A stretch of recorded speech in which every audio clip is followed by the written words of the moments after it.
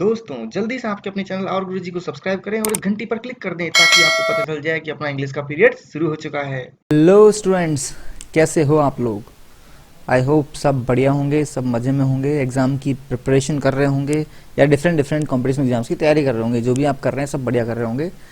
तो हम लोग आज क्या करने वाले हैं, हम करेंगे रस्किन बॉन्ड और उनकी स्टोरी। कौन सी स्टोरी?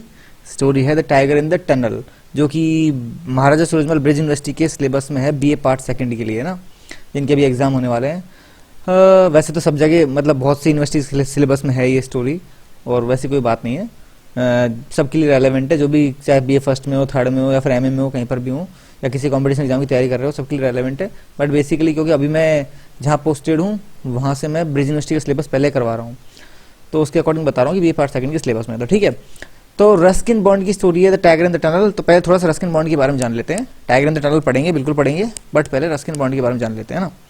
तो देखो, रस्किन बॉन्ड एक इंडियन ऑथर हैं।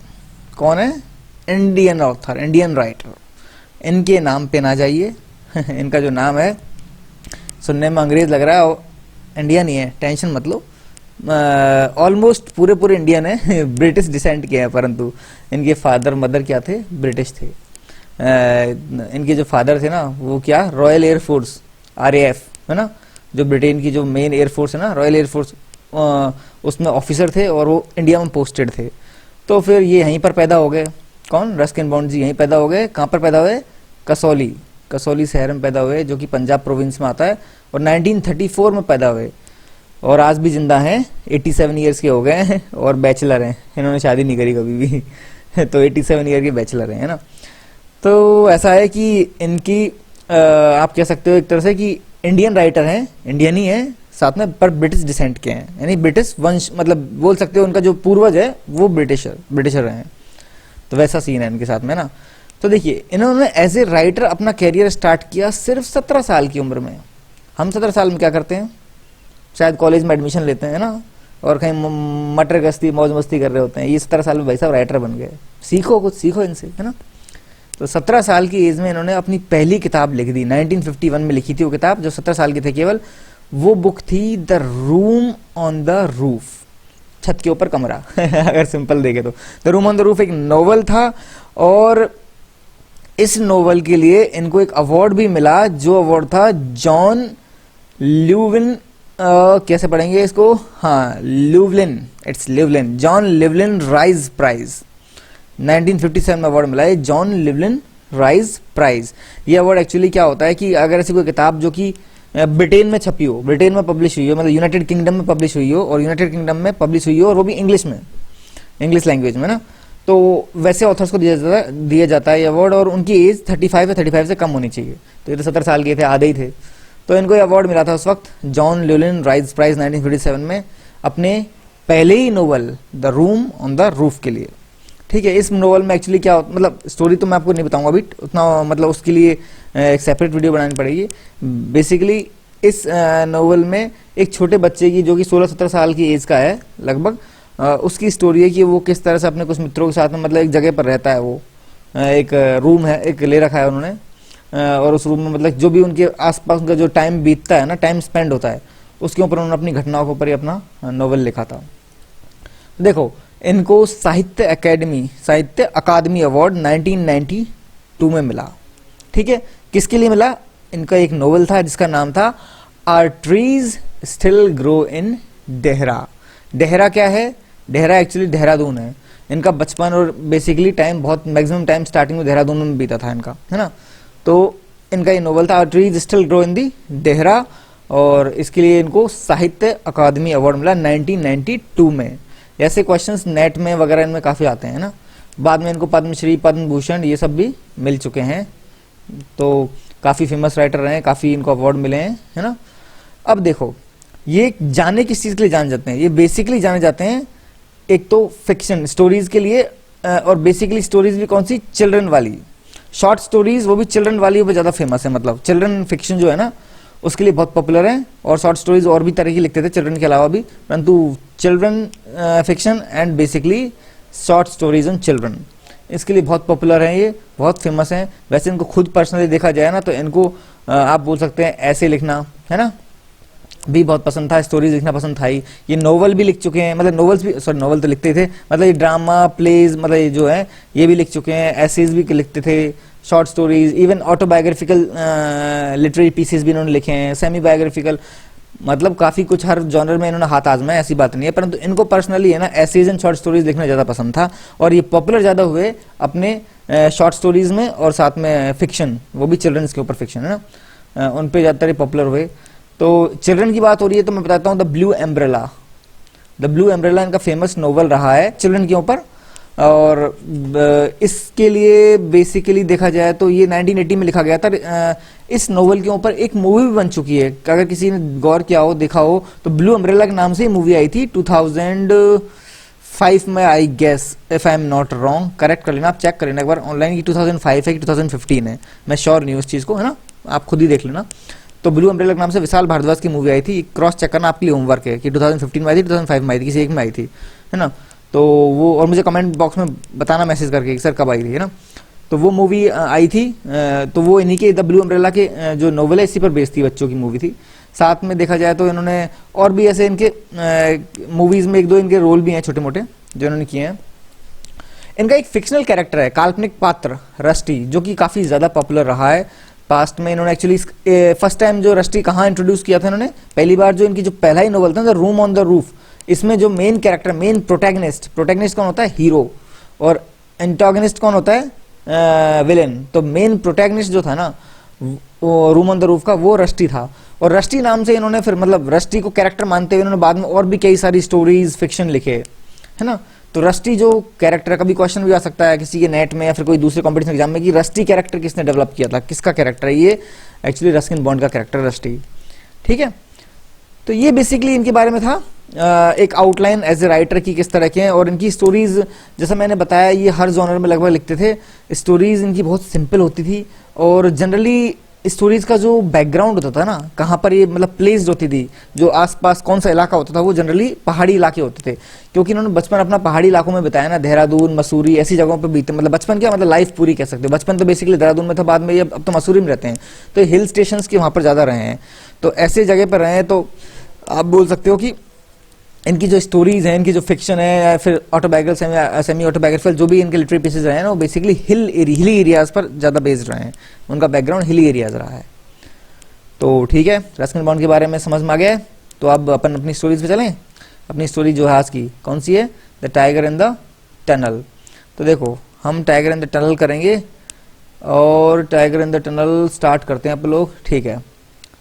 इसका टेक्स्ट ये रहा, हाँ तो शुरू करते हैं। देखो टाइगर इन द टनल में मेन कैरेक्टर है कौन, टेम्बू। टेम्बू कौन, एक लड़का है, ठीक है। स्टोरी शुरू होती है उसमें कहाँ से कि Tembu the boy opened his eyes in the dark and wondered if his father was ready to leave the hut on his nightly errand. तो टेम्बू एक लड़का है, सो रहा था, अचानक उसकी नींद खुली, आंखें खुली अंधेरे में, और वो सोचने लगा क्या उसके फादर तैयार हो गए हैं किसके लिए, जाने के लिए। कहाँ से, झोंपड़ी से जाने के लिए, कहाँ पे, नाइटली एरेंड। एरेंड का मतलब तो जनरली होता है भटकना इधर उधर, परंतु यहाँ पर है कि वो अपनी रात का उनका काम है, उनके फादर का रात का काम है, वो एक्चुअली एक कह सकते हो वॉचमैन है, तो वो अपने काम पे जाएंगे, तो उसके लिए वो सोच रहे हैं क्या उनके फादर रेडी हो गए अपने रात के कार्य जब पे जाने के लिए। तो वो जगह, और उसने डायरेक्टली ये विचार किया। फिर there was no moon that night, उस रात कोई चंद्रमा नहीं था। And the deathly stillness of the surrounding jungle was broken only occasionally by the shrill cry of a cicada। और आप कह सकते हो कि बिल्कुल शांति थी, चंद्रमा नहीं था और बिल्कुल शांति। डेथली स्टिलनेस का मतलब बिल्कुल शांति सब कुछ, और पूरे जंगल में आसपास सब कुछ शांति थी। केवल जो आवाज आ रही थी वो किसकी थी, सराउंडिंग जंगल में जो आवाज आ रही थी वो थी, वो भी टूट टूट के बीच बीच में रुक रुक के आ रही थी। वो आवाज थी श्रिल क्राई ऑफ किकाडा। किकाडा एक तरह कीड़ा होता है जो रात में तीखी आवाज निकालता है, बस उसकी आवाज आ रही थी। Sometimes from far off came the hollow hammering of a woodpecker। और कभी कभी दूर से, sometimes from far off, दूर से क्या होता, एक खोखली सी आवाज आती, कैसी, हैमरिंग ऑफ ए वुडपेकर, जो कठफोड़वा होता है ना उसके मतलब ठक ठक करने की, हथौड़ा मारने की, मतलब ठक ठक करने की आवाज आती दूर से कहीं से। Carried along the faint breeze, और वो कैसे आती, हवा के साथ में आ जाती है, बहुत हल्की हल्की आवाज के साथ में आवाज भी बहती हुई आ जाती, ठीक है। फिर और the grunt of a wild boar could be heard as it dug up a favourite root. और या फिर किसकी आवाज मिल जाती थोड़ी बहुत कि एक जंगली भालू है जिसने थोड़ा सा घुर्रा रहा है, हल्का हल्का घुर्रा रहा है वो। क्यों? मतलब वो क्या कर रहा है, अपनी फेवरेट रूट यानी पेड़ों के नीचे अपनी जड़, मतलब जड़ को खोद रहा है, वो कुछ को किसी पे खुदाई कर रहा है और थोड़ा थोड़ा खुदाई करते हुए घुर्रा रहा है, उसकी आवाज आती। ठीक है, but these sounds were rare and the silence of the forest always return to swallow them up. परंतु ये साउंड क्या थी, ये रेयर थी, मतलब कभी कभार आती थी ये, वरना मोस्टली जंगल कैसा था, जंगल साइलेंस ऑफ द फॉरेस्ट सबको निकल जाता था, return to swallow them up, मतलब उन सारी आवाजों को निकल जाता था। बेसिकली साइलेंस ही था जंगल में, कहने का मतलब है कि सिर्फ शांति थी। और जो ये आवाज है जिनकी बात हो रही है अभी, जैसे कि किकाडा की आवाज हो, चाहे वुडपैकर की आवाज हो, या चाहे वाइल्ड बोर की आवाज हो, ये बहुत ही कम कभी कभार आती थी। ठीक है, तो यहां से कहानी स्टार्ट हो गई। अब देखो बलदेव क्या है, बलदेव कौन है? बलदेव है फादर, किसका फादर है? टेम्बू का फादर, जो कि एक वॉचमैन है, वो जगा हुआ था। ठीक है, he stressed himself slowly unwinding the heavy shawl that covered him। उसने अपने he stressed himself, उसने खुद मतलब धीरे से अपनी अंगड़ाई ली, मतलब खुद को खिंचाव किया, जगने के बाद ऐसे करते हैं ना, वैसे मतलब थोड़ा सा स्ट्रेच किया खुद को, हाथ पैरों को, and slowly unwinding the heavy shawl that covered him, और धीरे से अपनी शॉल को खोला, जो बहुत ही भारी भरकम शॉल उसने अपने चारों तरफ लपेट रखी थी ना, उसको अनवाइंड किया। अनवाइंड मतलब खोला एक तरह से, है ना। It was close on midnight and the chill air made him शिवर।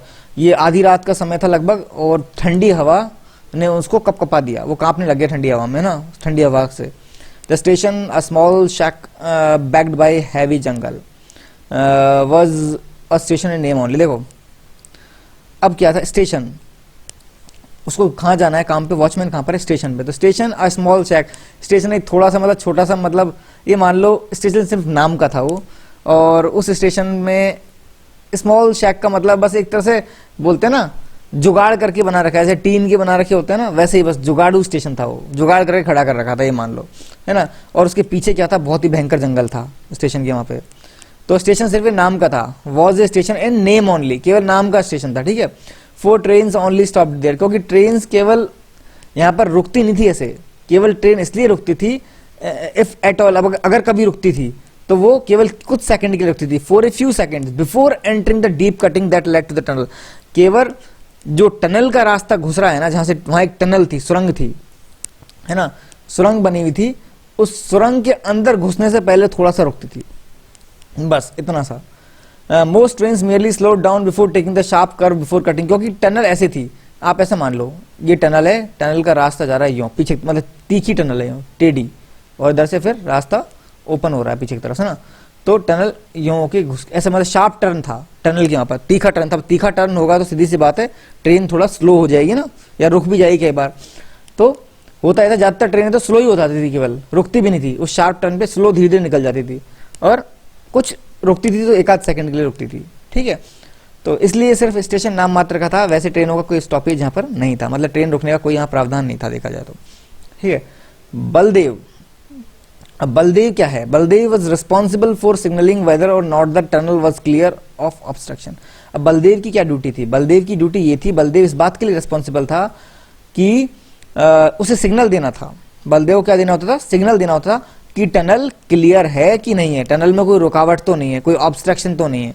तो उसको क्या करना पड़ता था? एक मैनुअल सिग्नल, यानी कि हाथ से वो सिग्नल देता था टनल के सामने खड़ा होकर। His manual signal stood before the tunnel entrance, मतलब टनल का जो एंट्रेंस था उसके सामने खड़ा होकर वो सिग्नल देता था एक तरह से। तो ये उसका काम था, सिग्नल देना रात में, एक बार ट्रेन को क्लियर करवाना कि टनल में कुछ भी रुकावट नहीं है, सब ठीक है। ठीक है, at night it was his duty to see that the lamp was burning and that the overland mail pass through safely. तो उसमें रात में उसकी ड्यूटी थी कि जो वो क्या करता था, टनल के वहां पर आगे एक लैंप जला देता था, तो उसका एंश्योर करना था, वो पक्का करता था दैट लैंप वॉज बर्निंग, कि लैंप अभी भी जल रहा है, ये एंश्योर करता था। और देखता था जो ट्रेन आती है रात में, ओवरलैंड मेल ट्रेन है, वो पास हो गई है नहीं हुई है, वो गुजर तो गई है ना सेफली, मतलब वो नजर रखता था बस इतना। शैल आई कम टू फादर आज टेम्बू स्लीपली। अब अभी तो उसका फादर वहीं पर ही है अपने तंबू में ही, और क्या हो रहा है कि उसका जो बेटा है तेम्बू, तंबू तेम्बू सॉरी सिमिलर नेम है पर अलग अलग चीज है, तंबू तंबू होता है, तेम्बू नाम है। ठीक है, तो शैल आई कम टू फादर, तो जो तेम्बू है ना वो अपने फादर से बोल रहा है क्या मैं भी आपके साथ में आऊं? आज तेम्बू स्लीपली, उसको नींद आ रही है और नींदों में बोल रहा है क्या मैं आपके साथ में आऊं? Still lying in a huddle in a corner of the hut, और मतलब वो लेटा लेटा ही पूछ रहा है केवल नींदों में ही still lying in huddle, huddle लेटने का मतलब कुकड़ के बैठा हुआ है, बिल्कुल यूं सो रहा है, कुकड़ के सो रहे होते हैं ना, पैरों को पूरा सिमटा के छाती के लगा के, वैसे बिल्कुल वैसे कुकड़ के हडल, हडल में सो रहा है वो, ऐसे कुकड़ एक कॉर्नर में, झोपड़ी के कॉर्नर में सो रहा है, और सोते सोते नींद में पूछ रहा है क्या पापा मैं आपके साथ में आऊं, मतलब ऐसे बोलते हैं ना नींद में, उस तरह से, ठीक है। No it is cold tonight, do not get up, तो उसके फादर ने बोला नहीं नहीं नहीं कोई जरूरत नहीं है, बहुत ठंडे आज रात को, तुम मत जगो मत तुम, ठीक है। तो तेम्बू हु वाज 12, अब देखो तेम्बू की उम्र कितनी है, 12 साल का लड़का है केवल, ठीक है। Did not always sleep with his father at the station, ऐसा नहीं है कि तेम्बू हमेशा उसके फादर के साथ में स्टेशन पे आता था सोता था, नहीं ऐसा नहीं है, वो हमेशा नहीं आता था। For he had also to help in the home where his mother and small sister usually alone, तो क्योंकि है ना उसको घर पे भी मदद करवानी होती थी, हेल्प करनी होती थी घर पे, किसकी मदद करनी होती थी, अपनी माँ की और स्मॉल सिस्टर छोटी बहन की, जो कि वहां पे अकेले रहते थे, मतलब क्योंकि फादर तो यहाँ स्टेशन पे आ जाता था काम के लिए रात में, और ये फैमिली तीनों मेंबर्स कौन, इनकी इसकी मदर तेम्बू की, ये खुद और इसकी छोटी बहन, ये कहाँ रहते थे, गांव में, मतलब घर में रहते थे, तो वहां पे ये अपनी मदर की और अपनी बहन की हेल्प करवाता था घर के कामों में, इसलिए ये हमेशा स्टेशन पर नहीं आता था अपने फादर के साथ में, कभी कभार आता था, ठीक है। तो ये लोग कहाँ रहते, वैसे they lived in A small tribal village, एक छोटा सा आदिवासियों का मतलब गांव था, उसमें रहते थे, और वो गांव कहाँ था, जंगल के बाहरी इलाके में, outskirts of the jungle, outskirt मतलब जस्ट बाहर, है ना, तो जंगल के बाहरी इलाके में ये गांव बसा हुआ था, वहां पर ये रहते थे, about 3 miles from the station, station से 3 मील दूर, ठीक है।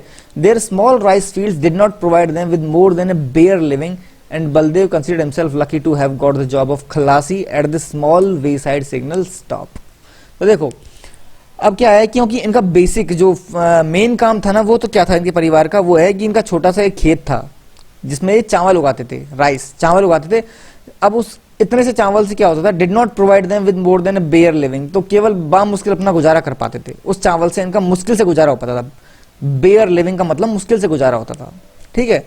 And Baldev consider himself lucky to have got the job of khalasi, तो बलदेव खुद को लकी समझता था कि उसको खलासी की जॉब मिल गई, मतलब खलासी वाली यही वॉचमैन की जॉब मिल गई, वो भी इस सिग्नल स्टॉप पे, इस रेलवे स्टेशन पे, signal stop at this small way side signal stop, मतलब इस क्या बोलते हैं रेलवे स्टेशन जो सिग्नल स्टॉप है जहाँ पर ये सिग्नल देता है, यहाँ पे उसको खलासी की जॉब मिल गई। तो इस बात को वो बहुत लकी समझता था खुद को कि भाई मैं तो वैसे इतना गरीब इंसान हूँ, मेरे पास सिर्फ एक छोटा सा खेत, इसमें चावल उगाता हूँ, चावल उगाने से मेरा घर नहीं चलता है, बेसिकली मुश्किल से चलता है, तो उसको जॉब मिल गई तो खुश था, इसी से खुद को लकी समझता था, ठीक है।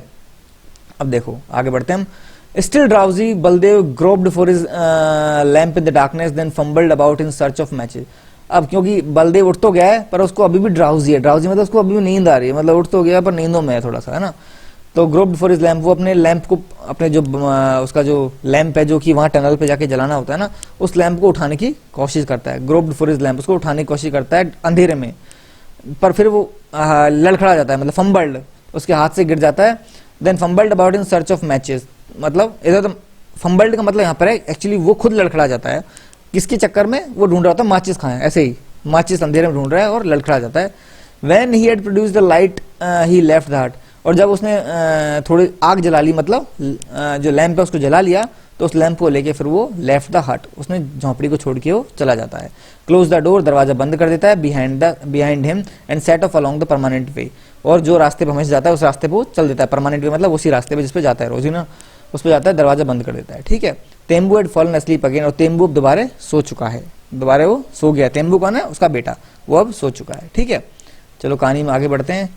अब आगे कहानी में क्या होता है, कहानी में आगे है कि अब अरे देखो, हाँ तो देखो बलदेव है, वो क्या है, Baldev wondered whether lamp on the single post was still light. हाँ अब ऐसा है कि आधी रात का समय है ना, बलदेव अपनी हट से बाहर, मतलब झोंपड़ी से बाहर चला जाता है, और बहुत घना जंगल में होकर रास्ता है, मतलब सीधी बात घना जंगल है चारों तरफ वहां पर, और जंगल खतरनाक जानवरों से भरा हुआ है, पर बलदेव को अपना काम करना है जो कि इम्पोर्टेंट है, ठीक है। ये तो बेसिक आउटलाइन है। अब आगे बढ़ते हैं कि Baldev wondered whether lamp on the signal post was still light, तो बलदेव सोच रहा होता है, वंडर्ड का मतलब विचार कर, सोच रहा होता है कि क्या जो लैंप मैं छोड़ के गया था सिग्नल पोस्ट पे, क्या वो अभी भी जल रहा होगा, वो सोच रहा होता है ना। तो gathering his shawl closer about him, he stumbled on sometimes along the rails, sometimes along the ballast. He longed to get back to his warm corner in the hut. तो अपनी शॉल को पूरा गैदर करके मतलब लपेट कर क्या हुआ, अपने चारों तरफ, क्लोजर अबाउट हिम मतलब खुद के चारों तरफ शॉल को लपेट कर, ही स्टम्बल्ड ऑन, वो थोड़ा लड़खड़ाया, कभी रेल पे लड़खड़ाता, पटरियों के वहां पे लड़खड़ाता, कभी बैलास्ट पे, है ना, जो पत्थर वत्थर पड़े हुए थे पटरियों के वहां पे, उन पे लड़खड़ाता. और he long to get back to his warm corner in the hut. और वो लॉन्ग्ड मतलब उसको लॉन्ग, अगर आप किसी चीज के लॉन्ग डेज का मतलब आप किसी चीज की मिस कर रहे हैं, किसी चीज को आप याद कर रहे हैं, तो ही लॉन्ग्ड, उसको याद आ रही थी कि get back to his warm corner in the hut, कि झोंपड़ी में अच्छा खासा गर्म कोना था, मतलब जहां पर मैं सो रहा था, तो उसको उसी की याद आ रही होती है. क्योंकि बाहर इतनी ज्यादा ठंड है कि उसको ठंड में अपनी झोंपड़ी का वो कोना याद आ रहा होता है जहां पर वो बड़ी गर्माहट से बैठा हुआ था. ठीक है. The eeriness of the place was increased by the neighbouring hills. अब एरीनेस का मतलब होता है अजीब सी फीलिंग, तो उस जगह में बहुत अजीब सी फीलिंग आ रही थी, और वो फीलिंग और बढ़ गई. एरीनेस ऑफ द प्लेस, उस जगह की जो अजीब सी फीलिंग आ रही है वो और बढ़ गई है. किस बात से? Increase by the neighbouring hills which overhung the main line threateningly. क्योंकि ये उस इलाके का डिस्क्रिप्शन दे रहे हैं कि आसपास इलाका है कैसा, तो बता रहे हैं कि आसपास एक्चुअली क्या है कि नेबरिंग हिल्स है, मतलब पहाड़ियां हैं, उस स्टेशन की चारों तरफ आसपास पहाड़ियां हैं, जिनकी वजह से एक्चुअली वो इलाका थोड़ा सा और अजीब सा हो जाता है, थोड़ा सा डरावना टाइप का हो जाता है ना. On entering the cutting with its sheer rock walls towering high above the rails. तो देखो, on entering the cutting with its sheer rocks walls towering high above the rails, Baldev could not help thinking about the wild animals he might encounter. Entering the cutting, cutting क्या है? Actually cutting वो जगह है जहां से tunnel start होती है. Cutting इसलिए क्योंकि वो पहाड़ को काटते हुए निकल रही है एक तरह से टनल, है ना. टनल बनाई इसलिए, देखो सुरंग का मतलब क्या हुआ, सुरंग का मतलब तभी ये तो है कि एक रास्ता बनाया गया है, तो पहाड़ को काट के बनाया है, सुरंग निकल रही है ना, तो कटिंग जहां से एंट्रेंस है, रास्ता है, तो वो कटिंग के ऊपर पहुंचा with its sheer rocks wild towering high above the rails, और उसकी चारों तरफ ऊपर. क्योंकि देखो सीधी सी बात है, मैंने पहले भी डिजाइन ड्रॉ करने की कोशिश करी है आपको, कि मान लो ये पहाड़ है, ये पहाड़ है, ठीक है, ये पहाड़ जा रहा है, ठीक है. अब इस पहाड़ में कहीं यहाँ पे ये टनल बनाई है, ठीक है, टनल बनाई है, टनल अंदर होके जा रही है, यूँ जा रही है, ठीक है. तो ऑब्वियस बात है ये कटिंग वाला एरिया हो गया, है ना, ये कटिंग वाला एरिया जहाँ से रास्ता जा रहा है. अब पहाड़ में आसपास ये ऊपर पहाड़ है, चारों तरफ ऊपर चट्टाने वगैरह है ना, वैसा है. ये तो अंदर होके जा रही है, ये तो अंदर होके जा रही है, ठीक है.